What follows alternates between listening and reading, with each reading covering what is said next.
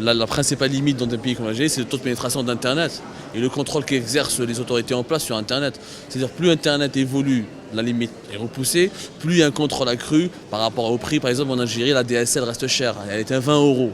C'est parmi les pays les plus chers au monde. Le taux de pénétration avance, la 3G n'avance pas encore très bien. Donc nous dépendons de l'amélioration du taux de pénétration. Mais aujourd'hui, avec la conjoncture internationale, ce qu'exige la mondialisation et le vent de changement imposé par le printemps arabe, et des changements qui sont imposés aux autorités, Internet se développe en dépit de toutes les difficultés qui sont mises en place. Donc pour nous, les limites ne cessent pas d'être repoussées. Ça explose. Des sites comme le mien s'en font plus d'1 million de visiteurs par mois. Dans un pays largement arabophone, on a des sites arabophones qui font des fois 1 million de visiteurs par jour. Par jour. On a un seul article fait 300 000 visites. Donc ça explose énormément parce qu'il y a énormément de cybercafés. La jeunesse est une jeunesse très branchée. On a un pays à 75% de jeunes. Une jeunesse qui rêve d'évasion, qui veut dépasser les frontières. Donc on est tout le temps sur Internet. Tout le temps sur Internet. 5 millions d'Algériens sur Facebook. Alors imaginez l'impact. On est parmi les 30 pays au monde où il y a le plus grand Facebooker.